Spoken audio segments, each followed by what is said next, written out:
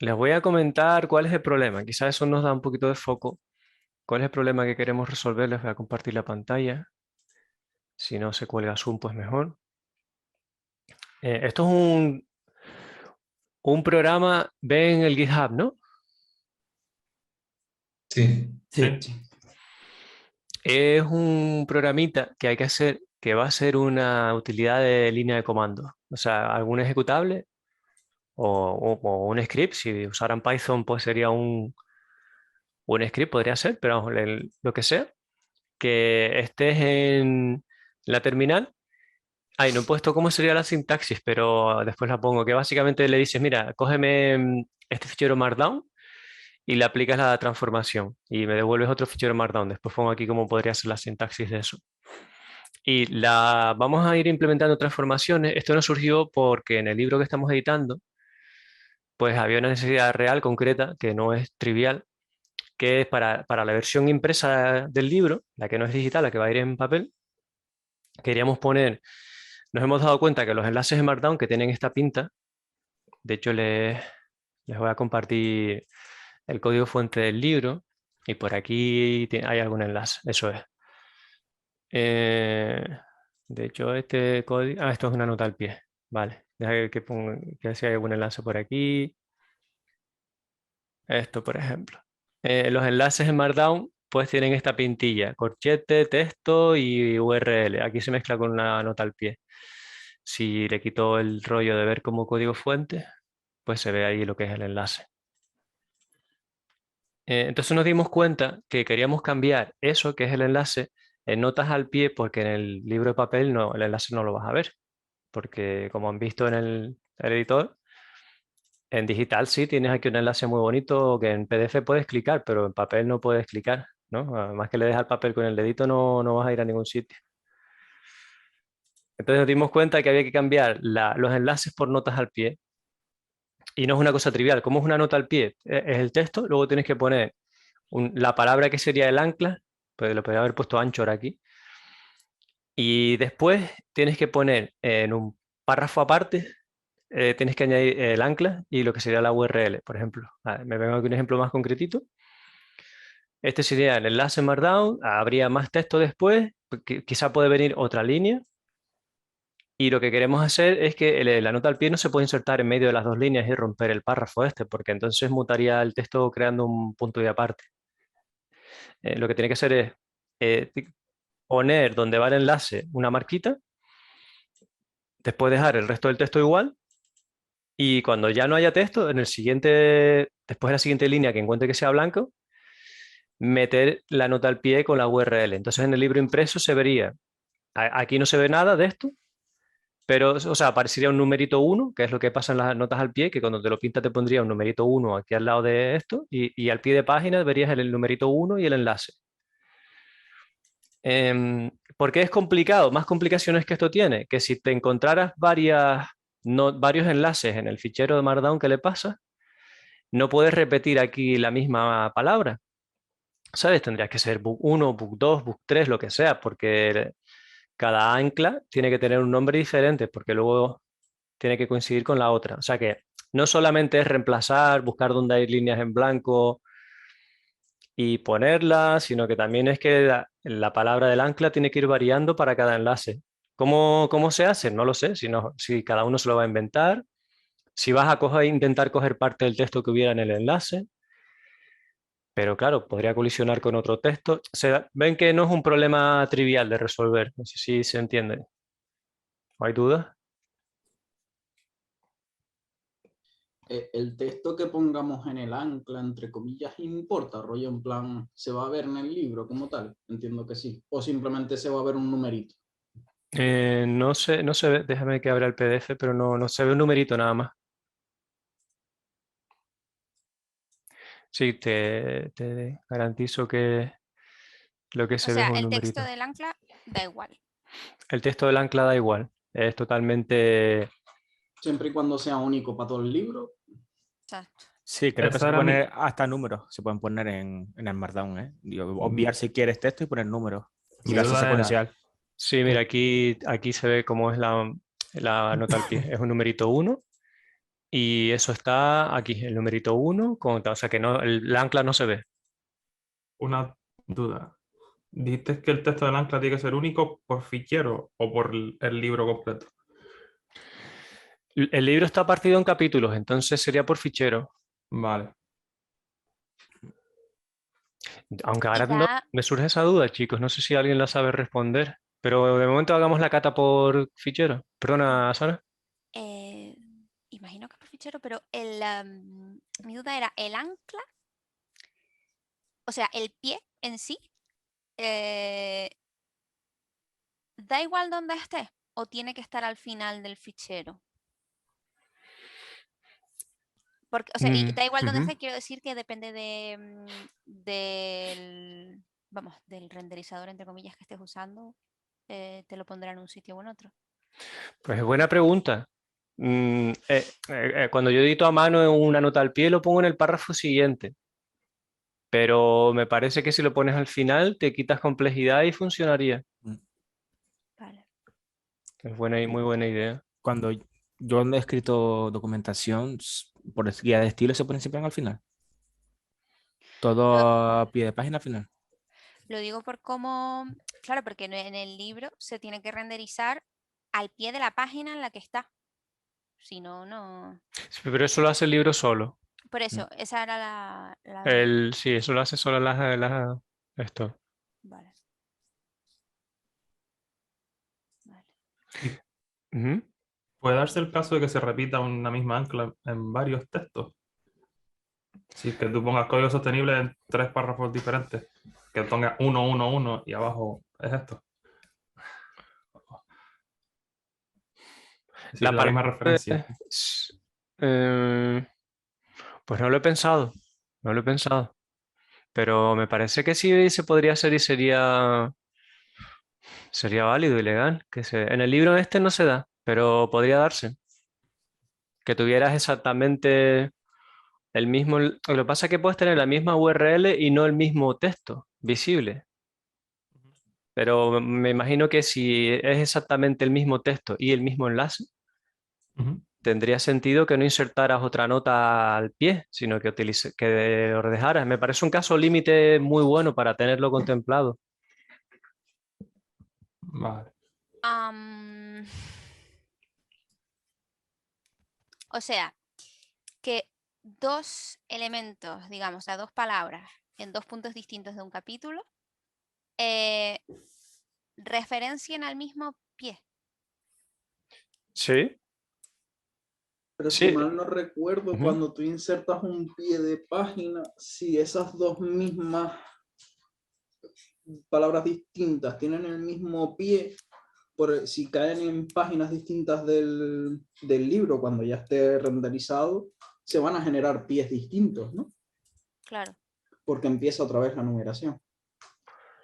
En capítulos diferentes, sí, en páginas se va incrementando la numeración.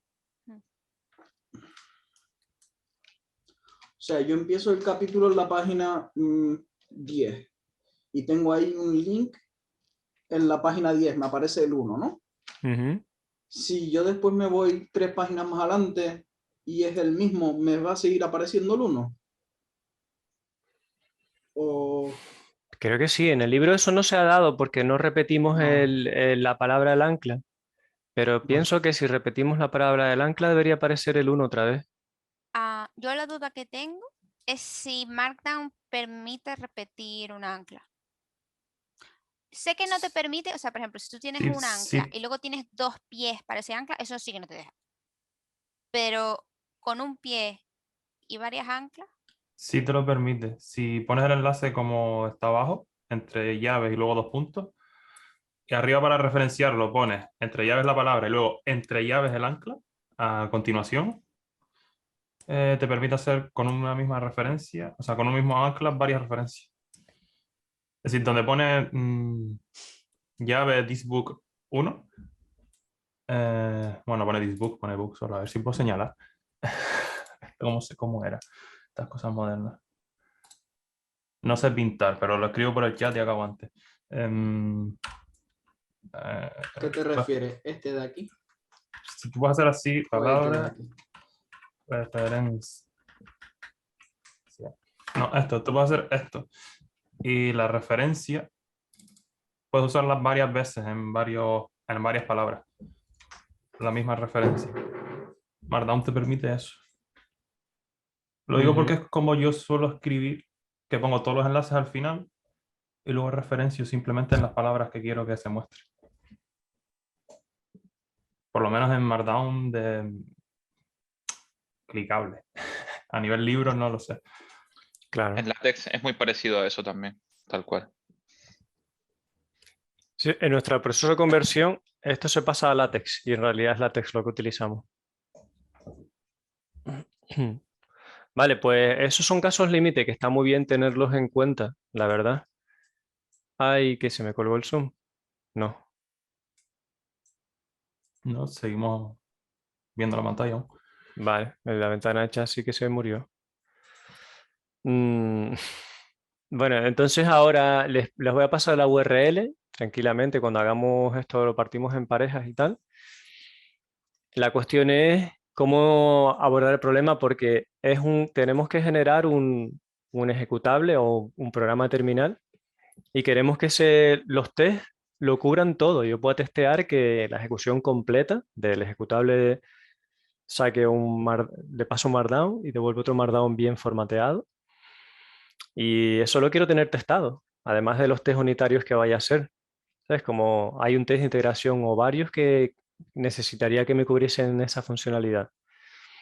Eso nos permite jugar ahora con diferentes estilos de TDD, outside in o inside out, porque yo podría diseñar primero la parte más de fuera, el intérprete de línea de comandos y cómo leo un fichero, cómo escribo un fichero, la parte de integración, digamos, con el mecanismo de entrega de delivery, que sería la consola, y después moquear lo otro, ¿no? O no, o me puedo ir e implementar todas las piecitas pequeñas de transformación de strings y después hacia arriba, ¿no? Eso es lo que quiero es que practiquemos durante este día y el siguiente los diferentes estilos que hay de abordar el problema.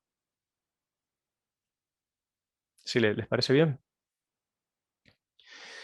Hay seguramente más cosas límite. Yo no sé si es posible que el enlace esté partido en dos líneas. Es decir, habrá que mirarlo porque a lo mejor no es factible analizar las cosas línea a línea. Cómo sea la implementación, no lo sé. Va a ser un poco reto. Y habrá que consultar a lo mejor algún manual de Markdown para ver si algunas cosas se pueden dar o no. Entonces les voy a compartir pues a lo mejor un blog de notas mismamente, que a veces es lo que yo hago cuando sé que no necesito BDD porque no, la gente de negocio, digamos, me va a entender, porque somos nosotros en este caso, pero sí quiero apuntarme algunas ideas antes de programar, ¿no? Entonces, una cosa que puedo hacer muy bien es tener como un diagrama a alto nivel de las clases. Cuando es un problema así, yo no hago que todo sea emergente, sino me pienso qué componentes o piezas puede tener el sistema. Y eso me gusta pensarlo antes de programar realmente. Entonces, ¿cómo hago el análisis un poquito de un problema como este?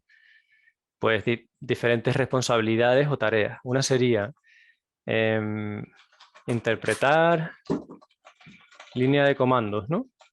Para ver los argumentos que me pasan y tal. Otra sería leer un fichero Markdown. Eso es otra cosa que me hace falta.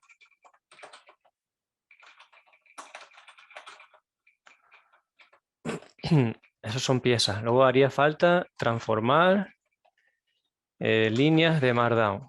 Y una cosa que haría aquí, como tengo dudas, es ¿se puede abordar línea por línea? O un enlace puede estar en varias líneas.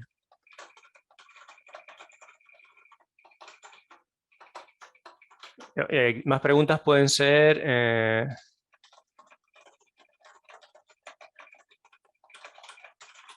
al pie, no, al final.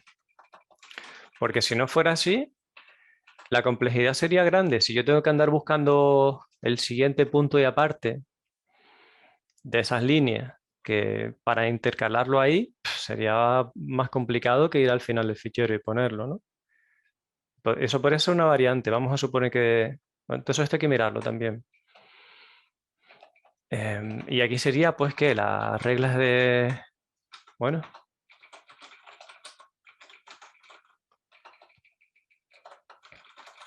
Eso sería lo otro que pasaría. Las reglas de transformación van aquí. ¿Se les ocurre alguna pieza más que nos estemos olvidando?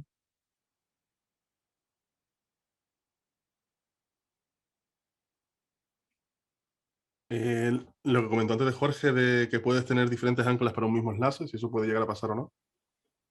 Eso realmente lo podríamos tener en cuenta, y si fuera así, ¿dónde sería? Aquí en transformar. Sí, vamos a poner que eso fuera por aquí. Hago como otro...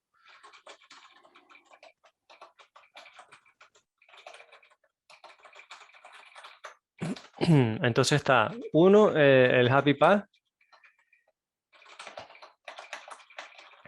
Eso lo tenemos en la documentación. Pero bueno, lo copio, que no me cuesta nada tener este ejemplo. Y pegar esto, se tiene que cambiar. Vamos a poner por esto otro. Así. Este sería el camino sencillo. De hecho, lo más sencillo incluso es que solo haya una línea de texto. Entonces se tendría que cambiar por esto así, sin el corchete aquí, con un corchete aquí que ponga book 1. Bueno, lo de book 1, en realidad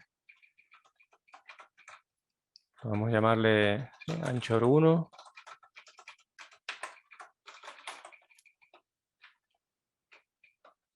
Eso se me ocurre que es un caso sencillo. Otro podría ser varios enlaces.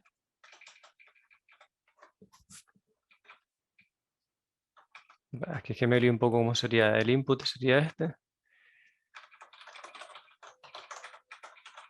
Y el output sería algo como esto.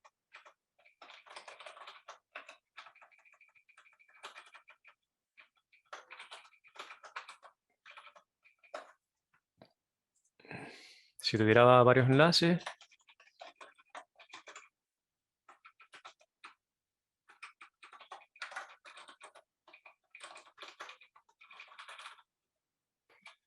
esto se quedaría como...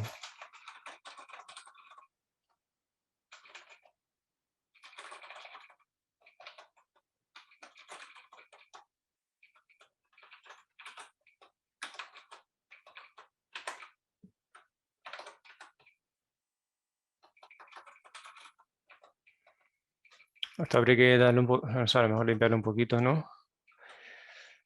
Y luego habría casos límite, ¿no? Que estamos comentando antes. Si quieres decirme cómo sería, Ulises, lo que tienes pensado, o ponerlo por el chat.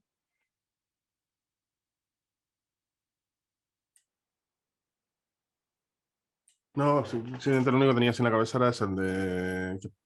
Ah, no, espérate, creo que no es este caso exactamente. El de enlaces duplicados, ¿no? También faltaría. Sí, es que era ese duplicado. En el sentido de puedes tener varios anchors que al final todo tira al mismo enlace. Que no tengo ni idea de cómo, ni siquiera cómo se pondría eso en el pie de página. O sea, que a lo mejor yo tengo esto y este se repite, esta URL. Sí.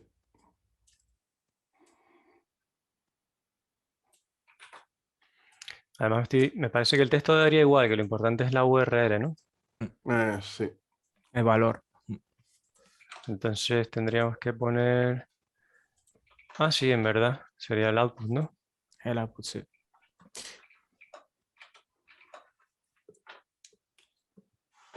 Tendrías que darte cuenta que el link ya está y colocarías el mismo ancla.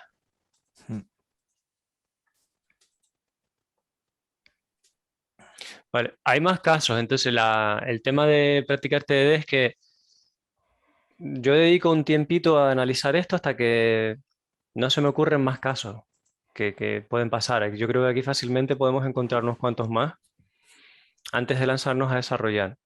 Entonces, yo los apunto todos y me suele dar igual una forma libre como esta. Puedo poner esto en un fichero Markdown en el proyecto o lo que sea, con comentarios en el código, incluso en un fichero donde se va a programar. Y cuando ya no se me ocurren más casos, me pongo a implementar. Y lo que va a pasar después es que conforme voy implementando, me voy a dar cuenta de casos nuevos y los voy añadiendo a la lista de casos. O sea que esta lista de casos, a esto siempre le llamo to-do list. Bueno, creo que así es como le llamaba Ken Beck, o yo lo aprendí así, ¿no? Este es nuestro to-do de cosas que hay que hacer, y es un montón de casos. Pues cuando ya, este es una lista que va a ser dinámica, nos ponemos a implementar, vamos haciendo las reglas del código mínimo y nos daremos cuenta de casos nuevos o casos que ya no tienen sentido.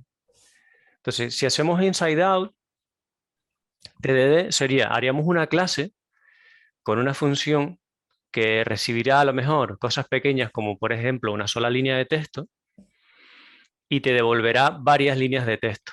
O a lo mejor te devuelve algún tipo de estructura con diccionario o no sé, lo que se les ocurra que sea mejor, que te da una línea de texto y las anclas te las da por otro lado. Para nosotros puede ser una serie de, una colección de elementos. El API que quieran diseñar para esto, pues lo hacemos con TDD, ¿no? ¿Qué API es la que nos gustaría?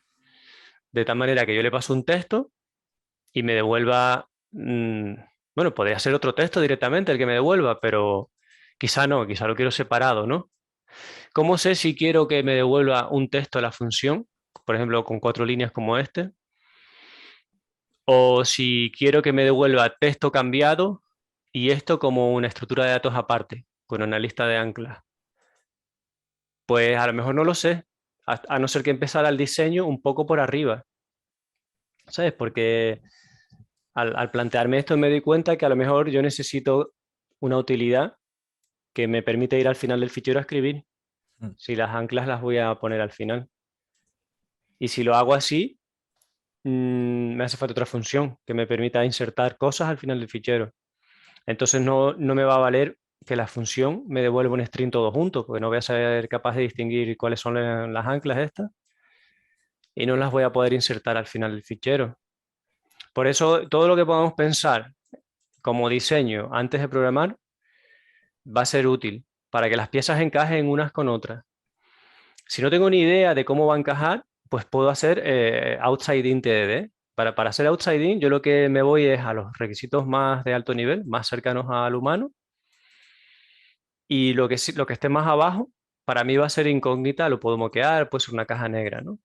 Si lo hago así, tendría una clase, un componente, vamos a llamarle artefacto, que lee la línea de terminal. Porque a lo mejor en el futuro lleva flags, ¿no? De un menos no sé qué me hace tal cosa. Y eso no lo sabemos. Eso por un lado. Luego va a haber un artefacto que lee un flujo de líneas de un fichero. Y aquí se me ocurren cosas como, aquí es interesante preguntar lo que son quality attributes, que eso significa, esto es arquitectura de software, ¿vale? Que significa que estos son requisitos no funcionales. Cuando estamos hablando de la interacción de nuestro código con el sistema, tenemos que pensar los requisitos no funcionales porque imagínate que los ficheros Markdown que le voy a pasar a estos son de 4 gigas. ¿Sabes? Si yo eso no lo tengo en cuenta, no le pregunto a nadie del tamaño de los ficheros Markdown y son de 4 gigas y lo hago de que intento leer todo el fichero en memoria o son de 32 gigas, intento leer todo el fichero en memoria, va a reventar. Mi solución no va a servir porque no va a poder cargar en memoria todas las líneas en un buffer. Entonces, claro, tengo que preguntar las cosas que no son funcionales del entorno, las condiciones a las que esto se va a ver sometido. Si no las pregunto, no va a emerger. También tengo que preguntar cosas como en qué idioma están los Markdown. Porque a lo mejor, por ejemplo, nosotros escribimos de izquierda a derecha, pero los árabes escriben de derecha a izquierda. Yo no sé si hay alguna peculiaridad en algún otro idioma o en japonés se escribe, en algunas veces se escribe en vertical, si no me equivoco, Michael me podrá corregir.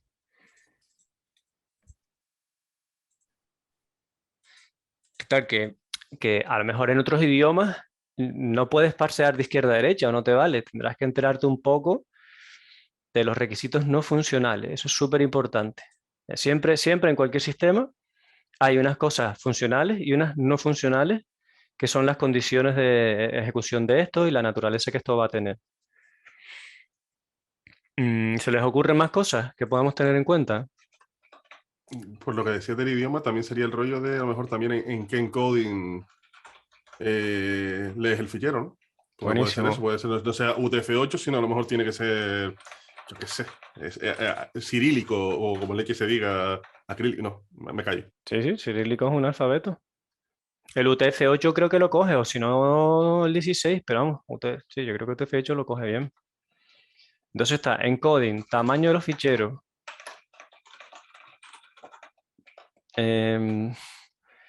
Si el idioma, si el idioma repercute en algo, porque yo no tengo ni idea de lo que podría haber ahí. Más cosas, tiempo de respuesta. Sí, es importante.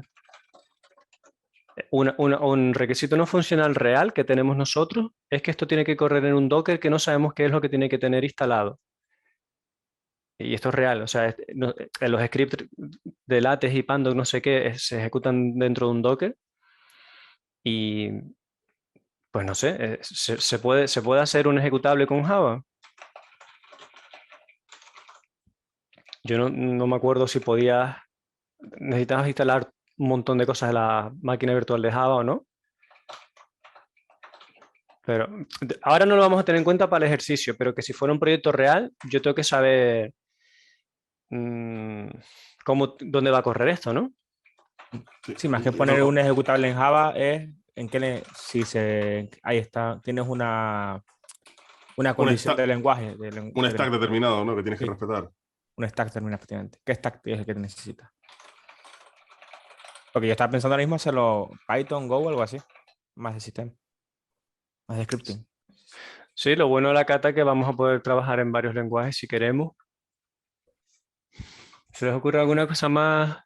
Esto a lo mejor es muy ir de pijo, pero podría pasar también preguntar un rollo de ¿el archivo va a estar en local o tenemos que streamearlo a través de web o hay que subirlo a algún sitio? Eso es buena pregunta.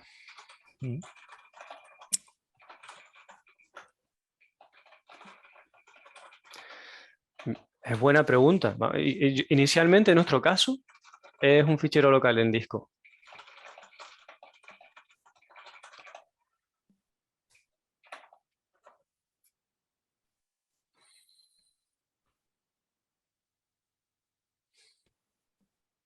Más cosas que pueden pasar es ¿qué pasa si el disco duro está lleno? Tú imagínate que pues yo tengo que darle un markdown y tengo que generar otro. Imagínate que son 20 gigas y el disco duro peta. Si no lo contemplamos, lo que va a pasar es que dirá error, un montón de una traza ahí gigantesca, ¿no? De no tengo disco, pero que no está usando, no, seguramente no va a entender que ahí no tengo disco, a no ser que sea alguien curioso que se lea toda la traza y vea que ponga en algún sitio error de IO y tal, y se vaya y vea que no hay disco. Pero si, vamos, puede ser un poco heavy, ¿no? Esto falla, esto no funciona, y es que mira, tenés el disco duro lleno, no puede funcionar. O sea, hay que prever situaciones chungas, pero que en la realidad pasan, y tenerlas un poquito pensadas también. ¿Alguna cosita más?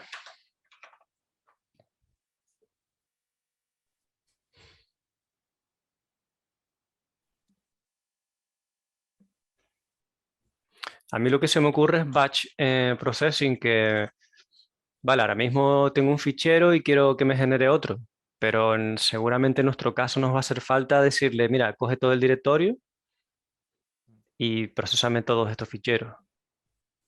Eso sería más bien requisito funcional, ¿no? Pero bueno, es una cosa que hay que tener en cuenta. Pues toda esta parte que estamos haciendo aquí de análisis y esto que es de pensar, esto no es emergente.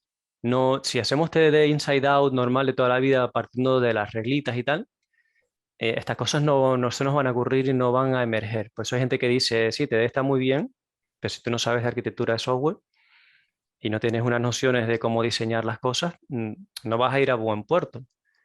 Y creo que tienen razón. Hombre, vas a ir mejor puerto que si no sabes ninguna de esas cosas y tampoco sabes hacer test y lo haces sin test. Eso ya es lo peor, ¿no? Que no tienes ni idea de nada, lo haces como buenamente puedes. Y claro, que suele ser, desgraciadamente, muchos desarrollos se hacen así, ¿no? Gente que no, que acaba de empezar, que no le ayudan, le dice, mira, esto es lo que tienes que hacer. Y la gente hace lo que buenamente puede. Bueno, pues con todo esto, ahora tenemos la opción y yo les voy a dejar aquí, partimos en salas. Esto se los comparto, pues por Slack mismamente. Y entonces, piensen si quieren hacer un enfoque outside in, diseñar estos artefactos primero y cómo los testearían. Aunque sea desde fuera, intenten hacer el test primero siempre. Piensen si prefieren hacer las reglas estas. Y lo que me interesa no es terminar el problema, sino que, que hagamos un TDD y una forma de trabajar exquisita en cuanto al proceso. O sea, da igual el resultado. No importa nada el resultado.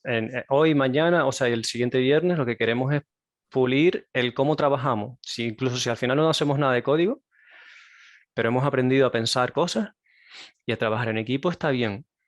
No hay ninguna prisa por terminar el ejercicio. Es darle vueltas y filosofar sobre el código y llevarlo al extremo todo lo que haga falta para que el proceso que nos quede aprendamos con él. El código de esto, hacerlo lo hace cualquiera de ustedes en un momento. Pero no es eso lo que nos interesa, es cómo llegamos hasta ahí. Y queremos que los test nos queden muy bien hechos, muy bien pensados, que el código sea minimalista. Si hay un sitio donde va una regex, pero a lo mejor de entrada no quiero poner una expresión regular porque hay una solución más sencilla. Entonces quiero ir a ver cuál es el código minimalista para resolver ese problema. Y que nos quede algo muy sencillo. Cuanto más sencillo, mejor. Buenos nombres, todas esas cosas, ¿no? Que ya saben. Pues tener oportunidad de practicarlo, rotar, compartir repositorios y avanzamos lo que nos dé tiempo. Y es formación porque cuando surjan dudas nos avisamos y de vez en cuando venimos al grupo y compartimos cositas del avance. No sé si tienen dudas. Sí, esto va a ser haciendo pair, cada uno por su cuenta. ¿Cómo va a ser esto? Lo suyo es hacer pair o en algunos grupos, si no somos pares, serán 3, porque lo importante es la conversación, ¿sabes? El abrir la mente y dejar que las ideas de los compañeros, escucharlas, tener un diálogo sobre ellas e ir implementando. El lenguaje, pues, es también lo que quieran usar. Si alguien de la persona, lo que sí les digo es que al menos una de las personas controle el lenguaje que escojan. Si ninguno sabe Scala, no se pongan a hacerlo en Scala porque se les va a ir el tiempo configurando el entorno, viendo cómo se hace algo en Scala. Pero si uno de los dos sabe, por ejemplo Go, pueden ir con Go, porque el driver no le importa cómo se codifica, o sea, el navigator no le importa cómo se codifica, eso ya lo hace el driver, ¿no? Pero sí puede hablar y puede dialogar el proceso, cómo estamos haciendo esto, que es lo importante al final.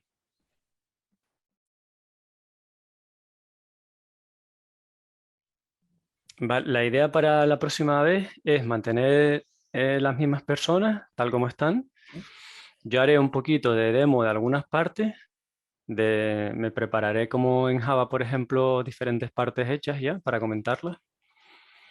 Pero también me gustaría que comenten cosas que han aprendido en el proceso, dudas que les han surgido, porque a veces en las sesiones de salas pequeñas salen cosas que se pueden compartir con el resto del grupo.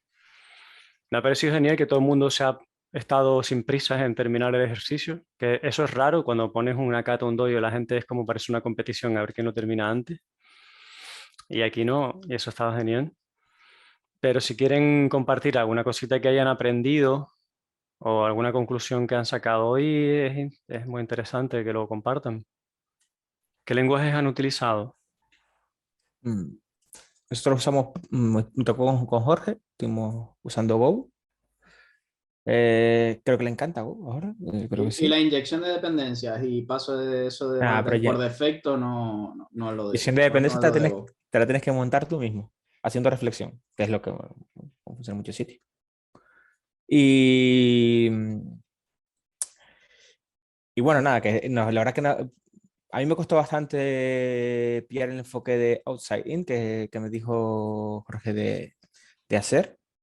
Pero sí es verdad que, por ejemplo, eso al menos a mí me hizo diseñar, por ejemplo, desacoplar el reader, sacarlo fuera para poder testearlo de manera mucho más sencilla y no estar todo, pues, ir pegado como un moco, ¿no? Por así decirlo. Y sí, ya empezamos a hacer un desacoplamiento que vimos que era necesario para poder testearlo porque no llegábamos a él, para llegar a moquearlo y demás. Y eso estuvo bastante bien. Y sí, bueno, y la verdad que trabajar pues con TDD, en mi caso, que yo no tengo experiencia plena en trabajar en TDD. Y bueno, siempre intentaba ir pasos hacia adelante y tenías una que me decía, oye, create. Así que bastante contento. Bastante contento que me he tocado a Jorge y bastante contento que... bueno, no tan contento que no le guste Go, pero bastante contento en general. Sí. A mí me pareció interesante una parte de la conversación que tuvimos. En general me pareció interesante todo, pero tuvimos una parte que creo que es guay compartir, que es que podemos considerar outside-in y que no podemos considerar outside-in. Por ejemplo, cuando hablas de outside-in, lo primero que contemplas es, no, pues me voy desde el punto de vista donde entra el usuario. En este caso habíamos dicho que era una aplicación por consola y demás, pues entiendes que partes desde ahí, pero no tiene por qué ser necesariamente ese el punto de partida. Puedes empezar por una parte que controles un poco más o que te pueda solucionar conversaciones antes, como puede ser irte a la entidad de dominio como tal, a bajo nivel, sin cómo interactúas con el sistema. Es decir, yo no tengo por qué saber si te voy a usar por consola o a través de un navegador, o no sé si te voy a persistir en un sistema de ficheros, en una base de datos, lo que sea. Yo sé que voy a tener algo en dominio que va a tener que hacer estas operaciones. Empezar por ahí, resolver dudas de operatividad, y una vez tienes definido el dominio ya puedes volver a hacer, o sea, haces outside-in dentro de tu dominio, después haces outside-in desde tu sistema hacia tu dominio. Entonces, el verlo con ese doble loop también te puede ayudar a solucionar muchas cosas, y sigue siendo outside-in, aunque no un outside-in puro como tal, como está concebido al principio, ¿no? María y yo nos planteamos algo muy parecido, pero sin tanto vocabulario. Justo también se nos dio ese mismo, sí, esa misma discusión, ¿no? De no tener que ir a lo mejor tanto al CLI y demás.